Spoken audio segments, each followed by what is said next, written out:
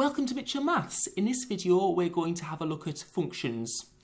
We've got quite a few questions to do. We're going to have a look at how we can put values in to find out the value of a function, how we can combine functions. Sometimes we'll need to solve equations when using functions and find missing values, which means we're going to have quite a lot to get through. First question, find the value of f of 6. Now what a function means when you've got f of x, it means that this value here is going to go into the equation. Now if you replace x with a number, instead of doing 3x minus 5, you're going to replace the x with the number. Therefore, if we have f of 6, it'll be 3 multiplied by 6. Because instead of having the x, instead of having f of x, we've got f of 6. So it's 3 times x minus 5. Well, 3 times 6 is 18. Take away 5 is 13. Find the value of f of g of 2. Where instead of having f of x, we have f of g of 2. We first need to find out the g of 2 before we put it into the equation. Well, g of 2, well, if I replace the x with 2 in g of 2, 4 times 2 is 8. And then, because I know the value of g of 2 is 8, I can put 8 into the f of x equation. So f of g of 2, or f of 8, is going to be 3 times 8, which is 24. Take away 5, which is 19. So that's how, when using numbers, how to put them into the function equations. The functions f of x and g of x can be defined as, so we've got this one, now we want to combine f of x and g of x. So this is a little bit different because we haven't been given the numbers this time, so we just need to find the expressions. And what we're going to do is, because we've got f of g of x, we're going to get the g of x equation, and we're going to replace that x with 10 minus 2x. So what I have is I have it equals 4, 10 minus 2x minus 5. And that'll give me 40 minus 8x minus 5, which will equal, well, 40 minus 5 is 35, minus 8x. That should be. So yeah, minus 8x. So that's my f of gx. Now this one's the other way around. So instead of putting g of x into f of x, we're going to put the equation for f of x into g of x.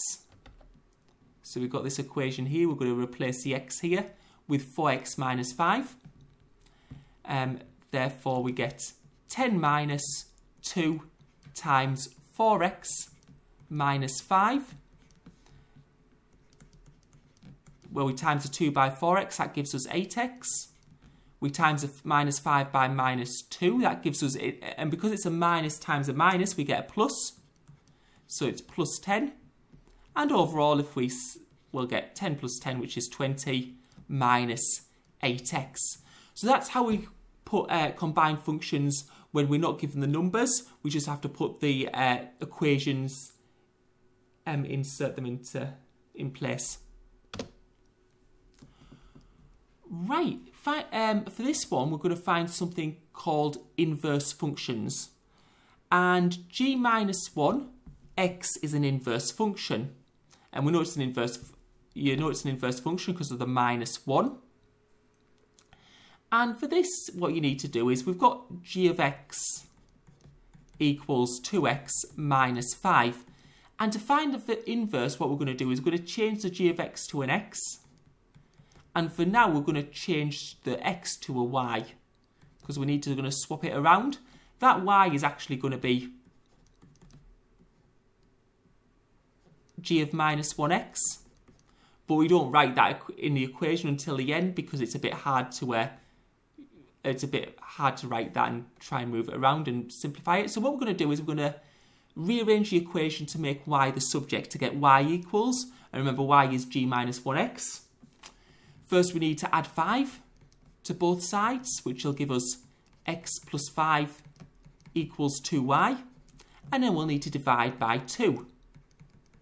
And if we divide by 2, we get y equals x plus 5 over 2. So g minus 1x is equal to x plus 5 divided by 2. And the last part is where we're going to solve something. So we've got f of g of x equals 4. I'm going to put the g of x, which is the 2x minus 5, into this equation as 2x values. So I'm going to put, what I'm going to get is I'm going to get 2x minus 5 squared, because it's x squared, and I'm going to have plus 3 2x minus 5. Well, 2x minus 5 squared, if you were to work that out, it'd be 4x squared minus 10x minus 10x plus 25. And if we times this out, we get 3 times 2x, which is plus 6x. And we get 3 times minus 5, which is minus 15. And we know that's equal to 4. So let's combine the terms. We've got 4x, which is 4x squared. We've got minus 10x plus 6x. And minus 10x minus 20x, but plus 6x is plus 14x. Minus 14x, sorry. And then numbers wise, we've got 25 minus 15 and 4, which we can minus 4 from both sides. So 25 minus 15 is 10. And then if you minus another 4, what you'll get is you'll get 6. So we have 4x squared minus 14x plus 6 equals 0. Now what I notice is that all these are divisible by 2, so I'll divide them by 2. That'll give me 2x squared minus 7x plus 3. And because it's a 2x squared, when I factorise it, it'll be 2x in one bracket and an x in the other. You could also work it out by quadratic formula if you wanted to, if it didn't factorise. And 3, well, things that make 3 is just 1 and 3. And because I want to make minus 7, it's going to be, but it's going to need, both going to need to be minus because they need to multiply to make a positive, but add to make a negative. And I'm going to get minus 3, because 2 times minus 3 is minus 6x. And I'm going to have minus 1, because minus 6x minus 1x is minus 7x. That means my solutions are x equals 3 and x equals a half. Because 2 times a half is 1, 1 minus 1 is 0.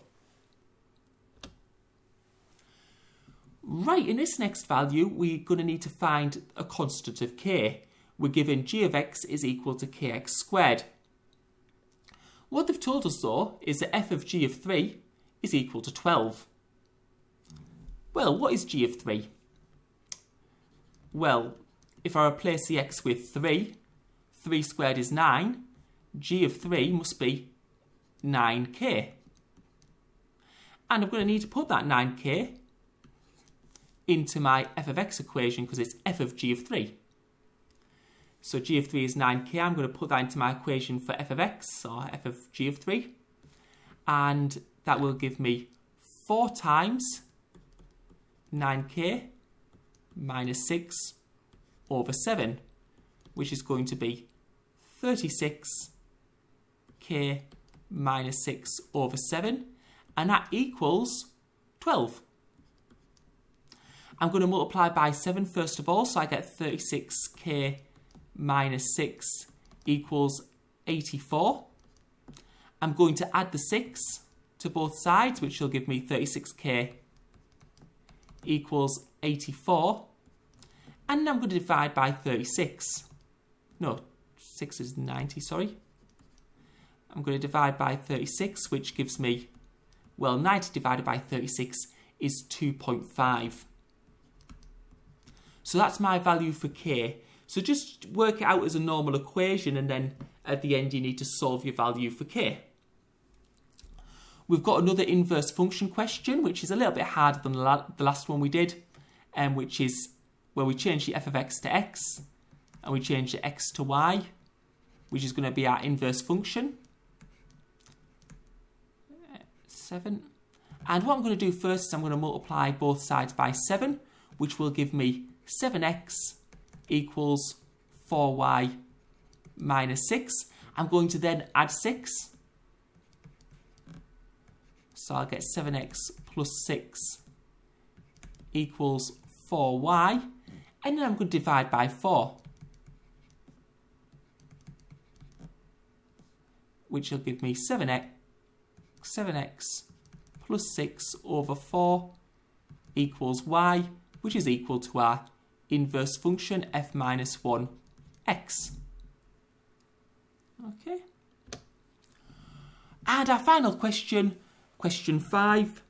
Find the, we've got f of x equals 3x plus c, we've got g of x equals cx plus minus 4, and we've got f of g of x equals 21x plus d.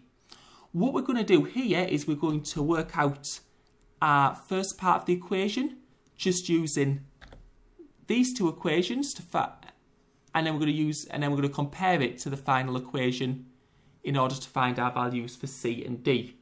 Eventually we need to work out what d is. Right, so I've got f of g of x.